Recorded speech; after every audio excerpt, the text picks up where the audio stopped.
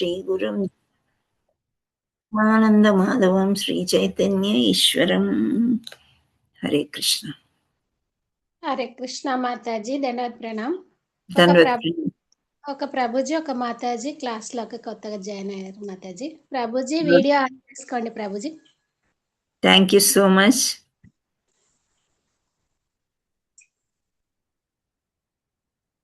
హరే కృష్ణ. హరే కృష్ణ. పేర్లేంటమ్మా? నేమ్స్? ప్రతిభ మాతాజీ, డాక్టర్ ఒక ఆమె. డాక్టర్ ప్రతిభ బాలుసాని. వెల్కమ్ మాతాజీ టు అవర్ గ్రూప్. మేము కృష్ణ కథలు చెప్పుకుంటున్నాం ఇక్కడ. మాతాజీ యా, వీడియో ఆన్ చేసుకోండి ప్రభుజీ. హరే కృష్ణ మాతాజీ, దండవత్ ప్రణామ్. దండవత్ ప్రణామ్ శ్రీనివాస్ గుప్తా ప్రభుజీ. హరే కృష్ణ మాతాజీ. తిరుమలలో ఉన్న మాతాజీ, మనందరం బాగా భక్తిలో ఉండాలని వేడుకుంటున్నా. Thank you for joining Prabhuji. Hare Krishna. ఇద్దరు డాక్టర్స్ లాగా ఉన్నారా?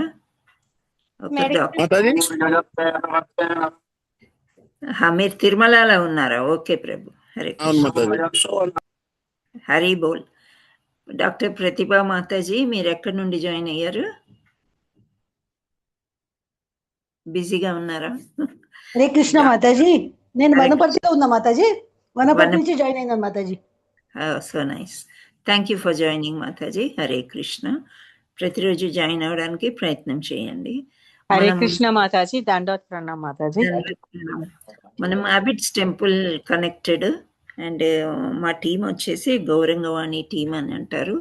మా యొక్క శిక్షా గురువులు హిస్ గ్రేస్ వరదకృష్ణ ప్రభు అన్నమాట. ఆ తర్వాత ఇంకా శిక్షా గురువులు ఉన్నారు, క్లాసులు తీసుకునే వాళ్ళు. హిస్ గ్రేస్ గోవర్ధన్ గిరివర్దాస్ manager, and his grace Rishikesh ప్రభుజీ ఏమో ఎక్కువగా ప్రవచనాలు అవుట్ సైడ్ ద గ్రూప్, అంటే వేరే ప్రదేశాలకి వెళ్ళి ఎక్కువ ప్రవచనాలు చేస్తున్నారు ఈ మధ్య. గ్రూప్లో తక్కువగా వస్తారు. భాగవతం చెప్తారు వెనస్డేస్. అండ్ గంగాపాలక్ ప్రభుజీ ఏమో ఆయన కూడా ఆల్మోస్ట్ ఆల్ మేనేజింగ్ ప్రోగ్రామ్స్ చేస్తూ ఉంటారు, క్లాసెస్కి వస్తారు అప్పుడప్పుడు. అండ్ ఇంకా నిఖిల్ ప్రభు అని మనకి సాంకేతిక సహాయం అందిస్తూ ఉంటారు. ఇంకా ఉన్నారు చాలా మంది, అందరి పేర్లు తీసుకోలేము. And his grace Raghunath పురిదాస్ Prabhuji కూడా హిందీలో ప్రవచనాలు చేస్తూ ఉంటారు. ఇది అవుట్లైన్స్ ఆఫ్ గౌరంగవాణి టీమ్. అండ్ ఇందులో మెంబర్స్ కాకుండా, అంటే క్లాసులు తీసుకునే వాళ్ళు కాకుండా వినేవాళ్ళు అరౌండ్ 300 వరకు ఉంటారనమాట అన్ని గ్రూప్స్లో చూసినట్లయితే. Thank you all so much for joining. Hare Krishna.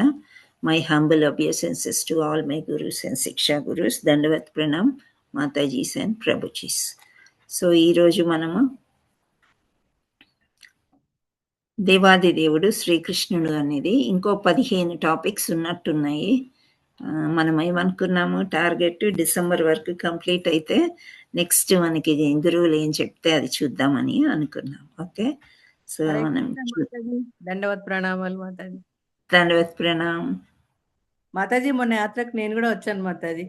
అవునమ్మా, చాలా మంది వచ్చారు. నాకు ఎంత ఉత్సాహంగా ఉండిందంటే అసలు అందరితో కలిసి ఎంతో ఎంజాయ్ చేయాలని, కానీ అది అవ్వలేదు. పర్వాలేదు, next time we will meet. యాత్ర చాలా చాలా బాగా చేశారని, అరేంజ్మెంట్ చాలా బాగుంది. అవును, కనిపించాడు మాకు ఆ భక్తుల్లోనే.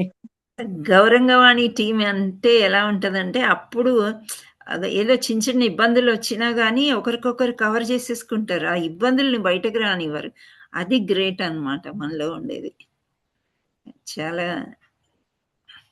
హరే కృష్ణ. చిన్న చిన్నవి వస్తాయి కదా, ఎక్కడైనా ప్లేస్ సరిపోకపోవడము, భోజనం టైంకి, భోజనం అనేది మాత్రం టైంకి ఇచ్చేస్తారు. అది గ్రేట్ అసలు. కరకర ఆకలేసే టైంకి మంచి భోజనం వస్తుంది కదా.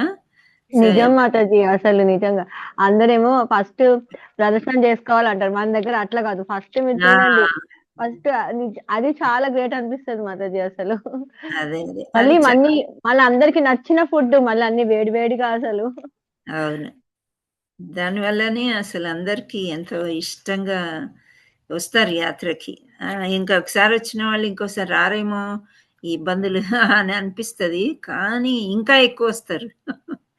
అది గ్రూప్ యొక్క ప్రత్యేకత. And age is not a factor at all. నాకు చేతనవుతుందా లేదా అని ఎవరు ఆలోచించరు, వచ్చేస్తారు అంతే. ఇంకా ఆ తర్వాత ఆ భగవంతుడే చూసుకుంటాడు. బట్ దర్శనాలు బాగైనాయి. పాద దర్శనం ఇన్ ద వరల్డ్ ఒకటే ఒకటి మనకి పాండురంగ దర్శనం, పాదాలు టచ్ చేసాం కదా. అవును మాతాజీ, 2 సార్లు అయింది. ఒకసారి ఆన్లైన్, ఒకసారి మ్మ్. ఫ్రీగా మార్నింగ్ బాబుజీ తీసుకెళ్లారు అది. Okay, nice. అదేనమ్మా, కాళ్ళు చేతులు అన్ని బాగున్నప్పుడు, చిన్న వయసు ఆ, బిలో 40నే మనము చాలా ప్రయత్నం చేయాలి అన్ని చూసేయడానికి. ఆ అంతే వర్షం మాతాజీ. పిల్లలు ఉన్నారు, వాళ్ళు చాలా లక్కీ. అసలు నాకైతే అదే అనిపిస్తుంది. అన్నిట్లో పార్టిసిపేట్ చేస్తారు చక్కగా, అండ్ భక్తిలోకి తొందరగా వచ్చారు వాళ్ళు. 74 అమ్మా ఈరోజు. 75 మాతాజీ మీ బుక్ లో. 75. ఓకే.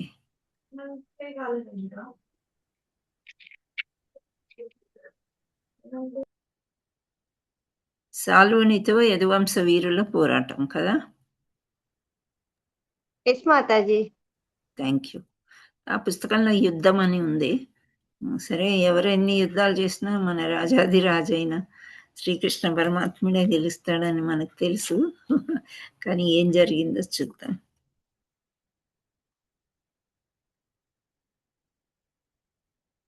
హరే కృష్ణ. సో మనకి, నేను సుభద్ర మాతాజీ చెప్పినప్పుడు విన్నాను, చాలా బాగానే చెప్పారు. ఇంకా ఉమా మాతాజీ, ఇంకా ఎవరు, కృష్ణకుమారి మాతాజీ కదా. సో వీళ్ళందరికీ నా ధన్యవాదాలు, చక్కగా ముందుకు వచ్చి చెప్పగలిగారు. ఇంకా ఇంకా కూడా ముందుకు రావడానికి మిగతా వాళ్ళు ప్రయత్నం చేయండి. ఓకే. సో ఇప్పుడు ఈరోజు మనం చెప్పుకునేది సాల్వునితో యదువంశ వీరుల పోరాటము. సో ఇక్కడ మనకి దేవాది దేవుడైన శ్రీకృష్ణుడి గురించి మనం అన్ని స్టోరీస్ ఈ పుస్తకంలో ఉన్నాయి. యాక్చువల్లీ చెప్పాలంటే భాగవతంలో మనకి 10వ క్యాంటో. సో శ్రీల ప్రపాదుల వారు, మన గురువు గారు ఏమనుకున్నారంటే 10వ క్యాంటోకి వచ్చేసరికి చాలా లేట్ అయిపోతుంది, అందులో అందరూ కూడా చదవగలరో లేరో అని చెప్పి కృష్ణ బుక్ అనేది అనువాదం వేరుగా రాశారనమాట. సో ఆ కృష్ణ బుక్లో మనకి మొత్తం కృష్ణుడి గురించే పూర్వతాల నుంచి లాస్ట్ వరకు కూడా ఎన్ని యుద్ధాలు జరిగినాయి, ఎంతమందిని ఎలా వధించారు, ఇవన్నీ కూడా వివరంగా ఉంటాయి. సో ఒకటి ఒకటి ఒకటి మనం రోజుకు ఒకటి చొప్పున చదువుకుంటూ వచ్చి 75వ దానికి వచ్చేసాము. మొత్తానికి 90 ఉన్నాయి స్టోరీస్. సో ఇక్కడ సాల్వుడు, మనము దేవాది దేవుడైన శ్రీకృష్ణుడికి అస్సలు విరోధులే ఉండరు అని మనం అనుకోలేము. ఎందుకంటే ఎంత మంచి వాళ్ళకైనా కానీ విరోధం అనేది వస్తుంది. సో శత్రువులు అనమాట, ఎలాగైనా వీళ్ళని వధించాలి, చంపేయాలి అనేది శత్రుత్వాన్ని పెంచుకుంటూ ఉంటారు. ఆ శత్రుత్వం ఇక్కడ ఎక్కడి నుండి వస్తుందంటే శిశుపాలుడు ఎవరిని పెళ్లి చేసుకుందాం అనుకుంటాడు? హరే కృష్ణ. రుక్మిణిని మాతాజీ. రుక్మిణిని పెళ్లి చేసుకుందాం అనుకుంటాడు. కానీ రుక్మిణీదేవి కృష్ణ భక్తురాలు, చిన్నప్పటి నుండి కూడా కృష్ణున్నే పెళ్ళాడాలని ఆలోచిస్తుంది. సో రుక్మిణి ఎత్తుకుపోతాడు కదా వచ్చి కృష్ణుడు, తీసుకుపోయినప్పటి నుంచి శిశుపాలుడికి ఒక పగ అనమాట. అప్పటి నుండి కూడా బాగా పగ పెట్టుకుని ద్వారకా నగరాన్ని, అంటే ఈ మథుర వాసుల్ని బాగా బాధించడం అనేది చేస్తూ ఉంటాడు. అలా విరోధి అవుతాడు. నిజమే కదా, ఇప్పుడు తను తను కూడా మంచి వీరుడు, అన్నిట్లో కూడా సమోజ్జయిని.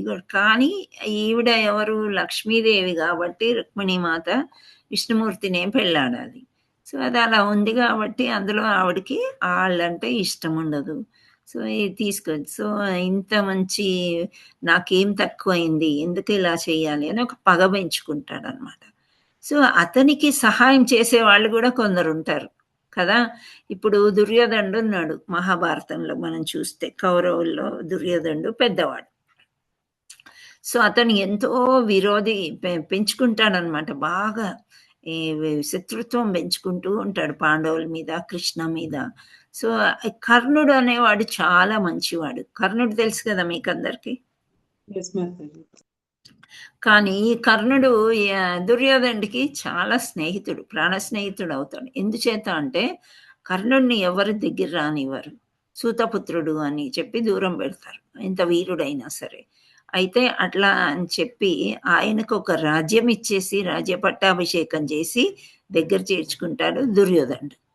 అలాంటప్పుడు దుర్యోధనలో ఉండే దుశ్చేష్టలన్నీ కూడా కర్ణుడు ఇష్టం చేసుకుంటాడు. ఆయన మంచివాడైనప్పటికీ కూడా చెడ్డగా బిహేవ్ చేయవలసి వస్తుందన్నమాట. ఎందుచేత అంటే దుర్యోధనుడు గౌరవించాడు కాబట్టి. అందుచేత దుర్యోధనుడు చనిపోతాడు, కర్ణుడు కూడా వధింపబడతాడు. ఎందుచేత దుస్సాంగత్యం చేశాడు కాబట్టి. అలాగే చెడ్డవాళ్ళకు కూడా చాలా ఫ్రెండ్స్ ఉంటారనమాట. సో ఈ దుస్సాంగత్యం చేసినప్పుడు వాళ్ళకు కూడా కృష్ణుడి చేతిలో వధ అనేది తప్పదు. సో అయితే ఇక్కడ సాల్వుడు ఎవరో అని కాదు, సాల్వుడు కూడా ఒక రాక్షసుడు, ఒక రక్కసు లాంటోడు. అతడు శిశుపాలుడికి చాలా దగ్గరవాడు. ఎప్పుడైతే శిశుపాలుడు చనిపోతాడో వాళ్ళ ఫ్రెండ్స్ అందరు కూడా ఈ యదు వంశాన్నే మనం ఉంచకూడదు, వీళ్ళని ఎలాగైనా వధించేసేయాలి అని అనుకుంటారు. సో ఒకరి తర్వాత ఒకరు ఈ కృష్ణుడి మీదకి యుద్ధానికి వస్తూ ఉంటారు. అంటే మథుర మీదకి. ఇప్పుడు మథుర పోయి ఎక్కడైంది? ద్వారక అని చెప్పి సముద్రంలో కట్టుకున్నాడు, సేఫ్గా ఉండాలి వీళ్ళందరూ అని. అయినప్పటికీ కూడా ద్వారక చుట్టుముట్టి యుద్ధం చేయడానికి వీళ్ళు ప్రయత్నం చేస్తూనే ఉంటారు. చివరికి వాళ్ళే వధింపబడతారు శ్రీకృష్ణ భగవానుడితోని. కానీ ఒకానొక సమయంలో కృష్ణ బలరాములు మాత్రమే యుద్ధం చేసేవాళ్ళు. ఇప్పుడు ఏమైపోయింది అంటే ఆయన యొక్క కొడుకు, కృష్ణుడు పెద్ద కొడుకు పేరేంటి? ప్రద్యుమ్న. ఓకే, మనవడు అనిరుద్ధ. సో వీళ్ళు కూడా ఎక్కువగా, ఈవెన్ శాంబుడు ఉంటాడు. శాంబుడు జాంబవతికి కృష్ణుడికి పుట్టిన అటువంటి పుత్రుడు ఆయన కూడా. సో వీళ్ళు వీరులు ఇంకా ఎక్కువ అవుతూ ఉంటారు యదువంశంలో. అంటే సైనికుల్ని అందరినీ కూడా చక్కగా ఏమంటారు ఆర్గనైజ్ చేసి అందరికీ ఈ శత్రువుల్ని ఎదుర్కొనడానికి మహా యోధులు, వీరులు ఇక్కడ కూడా తయారవుతారనమాట. ఒకప్పుడు కృష్ణుడు బలరాముడే ఉండేవారు, ఇప్పుడు వీళ్ళందరూ కూడా వచ్చారు. సో ఇంతమంది కూడా యుద్ధం చేయడానికి రెడీ అవుతుంది. వాళ్ళందరూ యదువంశ వీరులు. సో ఈ సాల్వుడేమో ఒక మనకి కృష్ణుడికి ఒక పెద్ద విరోధి అనమాట. సో ఆయన కొంచెం వయసులో ఉన్నాడు కదా, శిశుపాలుని వయసు వాళ్ళు. సో అంతకంటే చిన్నవాళ్ళు బాగా వీరులందరూ తయారయ్యారు. సో మనం చూద్దాం, ఇక్కడ వీళ్ళిద్దరి మధ్య యుద్ధం జరుగుతుంది. ఇప్పుడు సాధారణంగా మానవుడుగా శ్రీకృష్ణ భగవానుడు ప్రదర్శించిన వివిధ లీలలను అభివర్ణించుచు శుకదేవ గోస్వామి యదువంశ వీరులకు రాక్షసరాజైన సాలునికి మధ్య జరిగిన సంగ్రామ చరిత్రను కూడా వర్ణించెను. సో ఇక్కడ మనం సుఖదేవ గోస్వామిని మళ్ళీ ఒకసారి గుర్తు చేసుకోవాలి. ఎవరు అతను అని అంటే భాగవతం చెప్తున్నాడు. ఎవరికి చెప్తున్నాడు? పరీక్షిత్ మహారాజ్కి. సో సుఖదేవ గోస్వామి ఎవరు అంటే ఆయన ఎవరైనా శ్రీ సుఖదేవ గోస్వామి వ్యాస భగవానుని కొడుకు, కుమారుడు.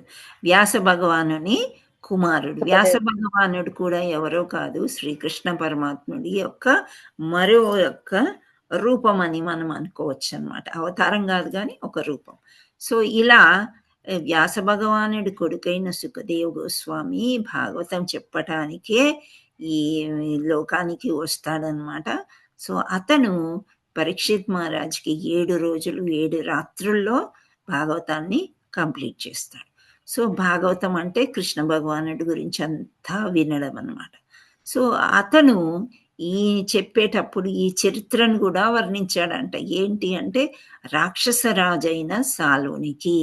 ఇక్కడ మనం రాక్షసులు అని అంటే పెద్ద కూరలు మీసాలు ఉండి రాక్షసులాగా ఉండేవాళ్ళు, వాళ్ళు కాదు, మానవుల్లోనే చెడ్డవాళ్ళని అర్థం అనమాట.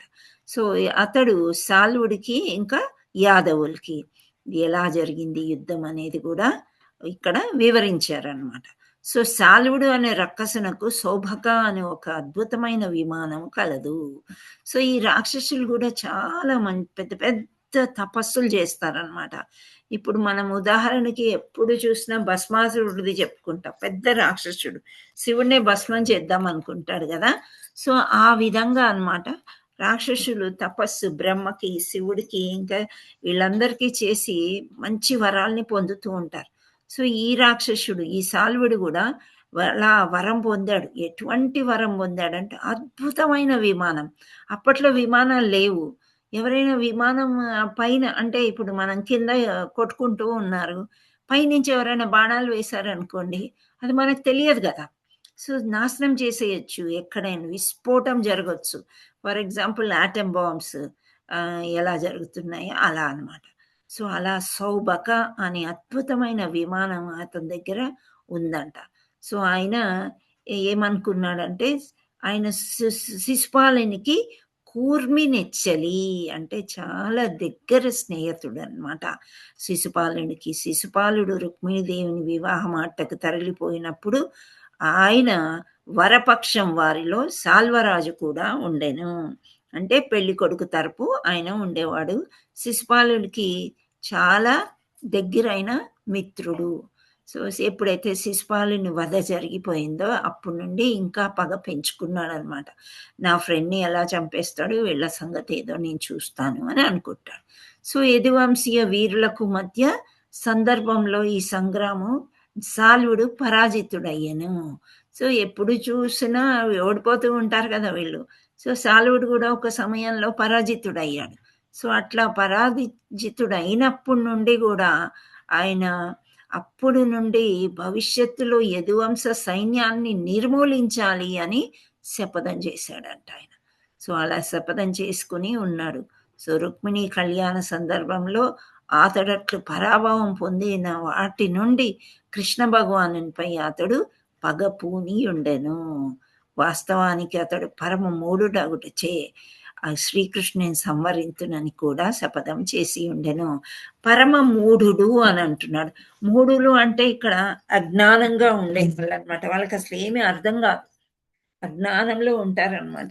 ఈయన భగవంతుడు అని ఎంతమంది చెప్పినా వినరు. లైక్ దుర్యోధనకి విశ్వరూపం చూపించినా సరే ఈయన భగవంతుడు కాదు, ఒక మాయలోడు అని అనుకుంటాడు అనమాట. సో మూఢులైనట్లు రాక్షసులు దుష్టమైన తమ పన్నాగాల్ని నెరవేర్చుకుంటకు శివుడు మొదలైన ఇక్కడ దేవతలకు ఆరాధించుట పరిపాటి. ఇప్పుడు మనం దేవీ దేవతలకి ఎందుకు ఆరాధిస్తామంటే, ఇంతకుముందు మనం ఏం చెప్పుకున్నాం, తొందరగా వరాలు ఇస్తారు వాళ్ళు వరాలు ఎక్కడి నుండి ఇస్తారు అంటే దేవాది దేవుని శ్రీకృష్ణుడి యొక్క పర్మిషన్తోనే ఇస్తారనమాట. సో అలా శివుడికి ఆయన పూజ చేస్తాడు. అట్లే సాల్వుడు కూడా అపరిమితమైన బలము సాధించుటకై శివుని పాదార బిందాలకు శరణజొచ్చెను. సో ఆయన దారుణమైన వ్రతం చేపట్టాడంట. పార్వతీపతి అయిన శివుడు మిక్కిలి కరుణామయుడు. ఆయనను మెప్పించుకుంటూ ఎవరైనా తీవ్రమైన తపము పూజించో అతి శీఘ్ర కాలంలోనే ఆయన వారి పట్ల సుముఖుడగును. సాల్వుడు 1 సంవత్సర కాలం తపం ముగించిన వెంటనే శివుడు అతని ఎదుట ప్రత్యక్షమై నీకేమి వరం కావాలనో కోరుకొనము అని అన్నారు. సో దేవతల చేత గాని, రాక్షసుల చేత గాని, మానవుల చేత గాని, గంధర్వ నాగ యక్షాదుల చేత గాని నాశనము చేయబడిన ఒక బలమైన విమానము శివుని వద్ద నుండి సాల్వుడు వరంగా కోరెను. సో అట్లాంటి విమానం కావాలి. ఆ విమానంలో అతను ఉంటే మానవులు కానీ, రాక్షసులు కానీ, గంధర్వ నాగ యక్ష ఎవరైనా కానీ ఏమీ చేయకుండా ఉండగా నాకు అట్లాంటి విమానం కావాలి అని అడుగుతాడనమాట. సో ఎలాగైనా ఇతను శివుడు ఇచ్చేయాలి కాబట్టి అంత పెద్ద తపస్సు చేశాడు కదా. సో అందుకని ఆయన ఏమనుకున్నాడు, ముఖ్యంగా యదువంశీయులను హానికరమై భయంకరమై ఉండవలెను అన్నాడు. సో శివుడు వెంటనే తన భక్తుడైన సాల్వునకు ఆ వరము ప్రసాదించను. మయుడను రాక్షస శిల్పి లోహము అయిన దుర్భేద్యమైన అట్టి విమానం అతనికి నిర్మించి ఇచ్చెను. అది ఒక మహానగరం అంతటి పెద్ద విమానము. అది మిక్కిలి ఎత్తుగా మిక్కిలి వేగంగా పయనించగలదు. ఏ క్షణంలో అది ఎచ్చట నుండునో ఎవ్వరు గుర్తింపజాలకపోవచ్చే దానిని ఎవ్వరూ ఎదుర్కొనజాలరు. గాఢాంధకారంలో కూడా ఆ విమానంలో చోదకుడు దానిని ఎచ్చటికి పోవాలని అచ్చటికి తోలుకొని పోగలడు. యదువంశం వారిపై అతని అంతులేని కక్ష ఉండుట చేత వారి నగరముపై దాడి చేయుటయే అతని ప్రధాన లక్ష్యం కావున సాల్వుడు ఆ విమానం నెక్కి ద్వారకా నగరంపై ఎగురసాగెను. సో ఇప్పుడు మనం మామూలుగా ద్వారకా సముద్రం మధ్యలో ఉంది కదా, చుట్టుముట్టి ఉన్నారు అందరు కూడా, కానీ సముద్రం మధ్యలోకి వాళ్ళు వెళ్ళలేక దాడి చేయలేకపోతున్నారు కాబట్టి ఈ సాల్వుడు పెద్ద పన్నాగా బందాడు అనమాట. పైనుండి నేను అన్ని బాణాలు కానీ కత్తు ఏవైనా కానీ పైనుండి యుద్ధం చేయడానికి సులభంగా ఉంటుంది. ఆ విమానం అంట ఎటు పడితే అటు ఎటు లోపల ఉండే వాళ్ళు ఎటు కావాలనుకుంటే అటు వెళ్ళగలదు అని చెప్పారనమాట. సో ఇక్కడ సాల్వుడు ఆ విధంగా ఆకాశం నుండి ద్వారకను ఎదుర్కొంటకు ఆ నగరాన్ని చుట్టుముట్టెను. పదాతి సైనికులు నగరంలోని అందమైన ప్రదేశాలని దాడి చేసిరి.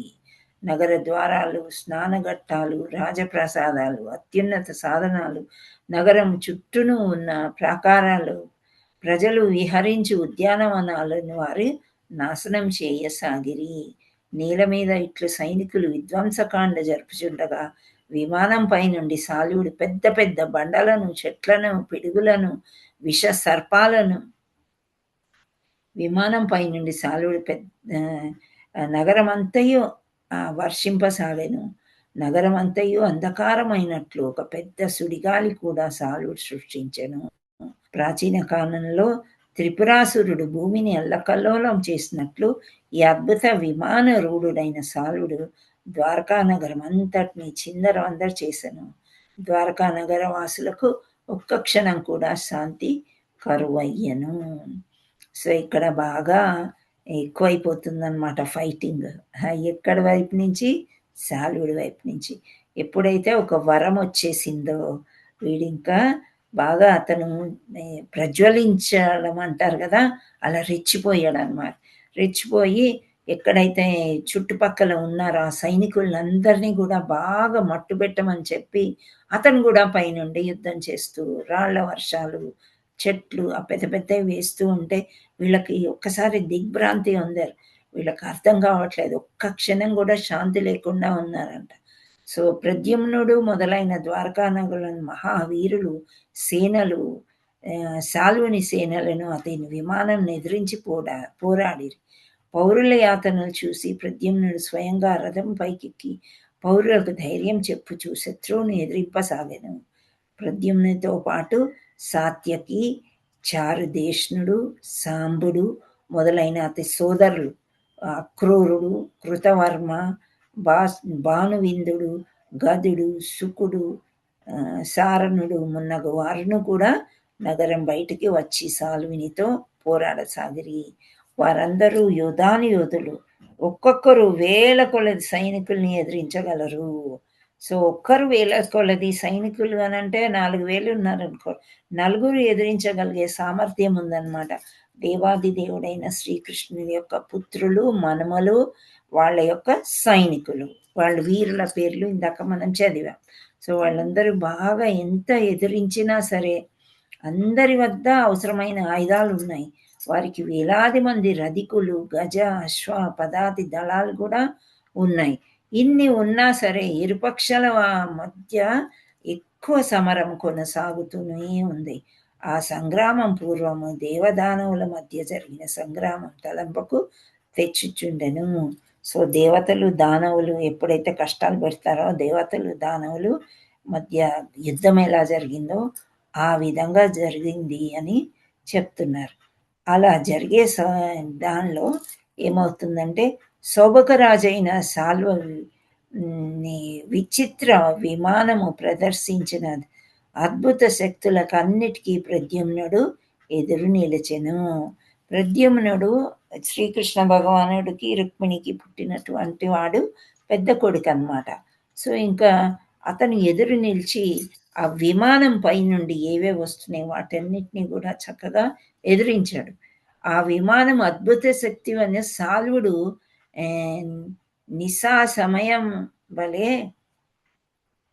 గాఢాంధకారాన్ని సృష్టించాడు. సో ఎన్నో శక్తులు ఉన్నాయి ఆ విమానానికి. ఒక్కసారి చీకట్లు కమ్మిందనమాట. సో వెలుతురంతా పోయింది. కానీ ప్రద్యుమ్నుడు ఉదయ భాను వలె ప్రకాశించను. సూర్యోదయం కాగానే చీకట్లు విరిసిపోయినట్లు ప్రద్యుమ్నుడు కనిపించక అని శాల్వుని మాయలన్నీ నిరర్ధకంలాయను. ప్రద్యుమ్ని ప్రతి బాణము చివరకు సువర్ణ వ్రతమును మరి ఒక లోహ శలాకయు ఉండెను. అట్టి 25 బాణాలని ప్రయోగించి ప్రద్యుమ్ను సాల్వుని సేనాన్ని తీవ్రంగా గాయపరచెను. పిమ్మట సాల్వుని దేహంపైకి 100 బాణాలు వదిలేను. అనంతరం ఒక్కొక్క సైనికుడు ఒక్కొక్క బాణంతో కొట్టెను. ప్రతిరథునికి పైనను 10 బాణాలు వదిలేను. అశ్వాలు ఏనుగులు ఒక్కొక్క దానిపై 3 బాణాలు ప్రయోగించి సంవరించెను.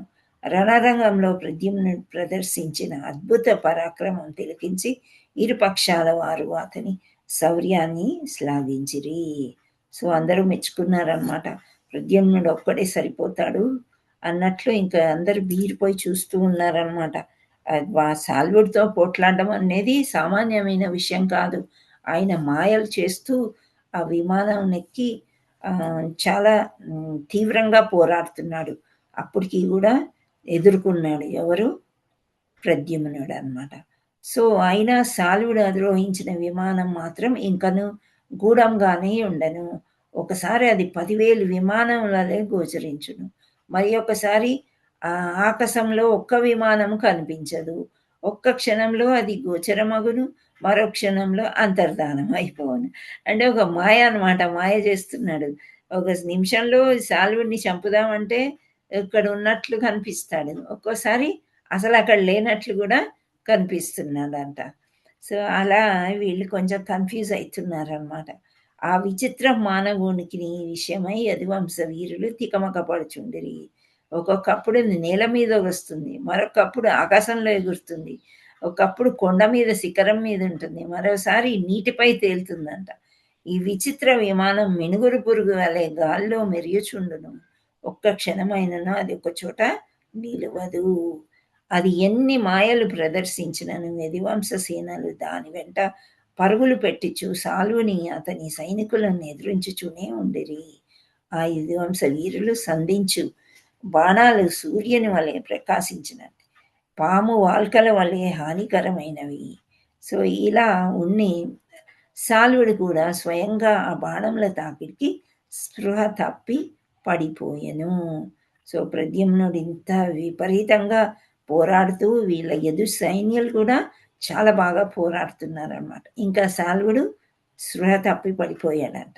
శాల్వుడి తరపున పోరాడు సైనికులు యోధులను కూడా మిక్కిలి బలశాలు. వారు విడిచి బాణాలను కూడా యదువంశ వీరులను చికాకుపరచెను. అయిననా యదుర వీరులు దృఢ సంకల్పంతో తాము నిలిచిన కీలక స్థానాల నుండి చెక్కు చెదరకుండా నిలబడిరి. సో ఈ విధంగా యదువంశీయులు పోరాడుచుండిరి అన్నమాట. యుద్ధంలో తాము మరణించినచో వీర స్వర్గాన్ని పొందుదురు, అట్లుగాక విజయం సాధించినచో ఇహలోకము సుఖింతురు. శాల్వుని సైన్యాధ్యక్షుని పేరు ద్యుమాన్. అతడు గొప్ప బలశాలి. ప్రద్యుమ్నుడు నిలిచిన 25 బాణంలో అతని గాయపరచినను ఉన్నట్టుండి అతడు ప్రద్యుమ్నుపై విరుచుకొని పడి తన గదతో అతని బలంగా మోదెను. అప్పుడు ప్రద్యుమ్నుడు స్పృహ తప్పి పడిపోయాను. ప్రద్యుమ్నుడు హతుడాయను అని ఆకారాలు వెలువడాను. ప్రద్యుమ్ని రొమ్ముపై గదతో కొట్టిన దెబ్బ సాధారణ మానవుని రొమ్మును 2గా చీల్చి ఉండేటిది. ప్రద్యుమ్ని రథసారథి దారకుని కుమారుడు. వైదిక రణరంగ మాత్రం అనుసరించి రధికుడు సారథియు పరస్పరం సహరించుకొని వాళ్ళను. ఇప్పుడు రధికుడు అంటే రథంలో ఉండేవాడు, సారథి అంటే మనకు తెలుసు. ఎప్పుడైనా ఒకరికొకరు పరస్పరం ఉండాలి. ఇక్కడ తీసుకువెళ్ళు, ఇక్కడ తీసుకువెళ్ళు, ఇటు తిప్పు రథం అంటే ఆ రకంగా సారథి నడిపిస్తూ ఉంటాడు. కానీ రథంలో ఉండే అతనికి ఏమైనా, రధికుడికి ఏమైనా అయిందంటే సారథి యొక్క బాధ్యత అన్నమాట. అతన్ని ముందుకు తీసుకువెళ్ళాలా వద్దా అని ఆయన ఆలోచించి, ఒకవేళ ఆయన స్పృహ తప్పిపోయి ఉంటే పక్కకి యుద్ధంలో నుండి తీసుకుని వెళ్ళిపోవాలి. సో ఎప్పుడైతే వీడు దెబ్బ కొట్టాడో, ఎవరు కొట్టారు ఇతన్ని? ప్రద్యుమ్ని రొమ్ముపై గదతో కొట్టిన ఆ దెబ్బ సాధారణమైన, అంటే ఈ శాల్వుడు ఎప్పుడైతే బాగా కొట్టాడో అతడు మూర్ఛపోయాడు అనమాట.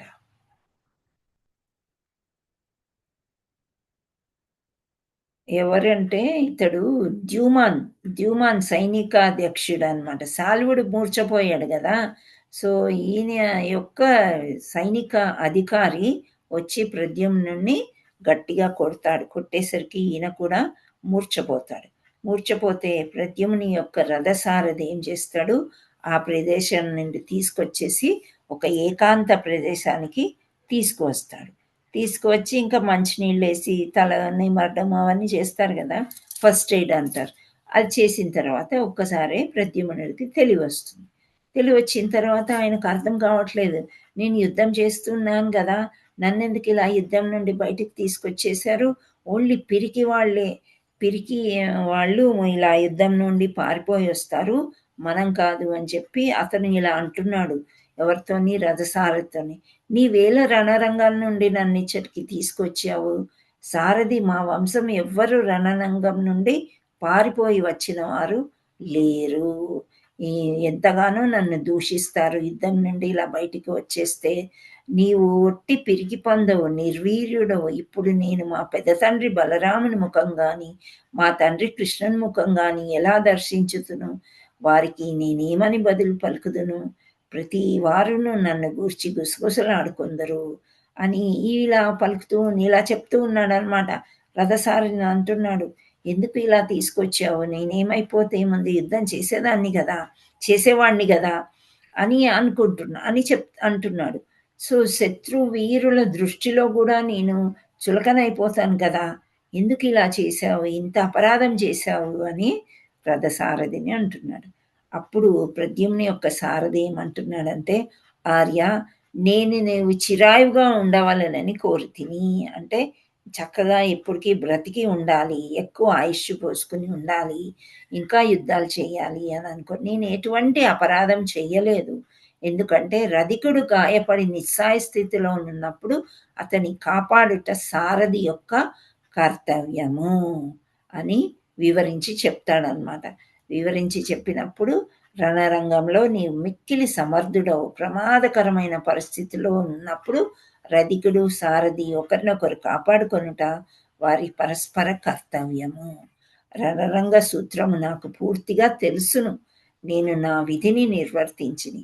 శత్రువు ఉన్నట్లుండి గదతో నిన్ను తీవ్రంగా మోదను, నీవు స్పృహ కోల్పోయి ప్రమాదకరమైన పరిస్థితిలో శత్రువుల మధ్య ఉంటివి, అందుచేత నేను ఇచ్చటికి తీసుకొని రావాల్సి వచ్చింది అని అతను చెప్తున్నాడు అనమాట. సో వీళ్ళిద్దరూ ఎప్పుడు కూడా ఒకరికొకరు రక్షించుకోవాలి అన్నమాట. ఒకానొక సమయంలో మీకు గుర్తుందా, భీష్ముడు క్రూరంగా బిహేవ్ చేస్తాడు, అర్జునుడి పైనకి బాణం వేస్తాడు.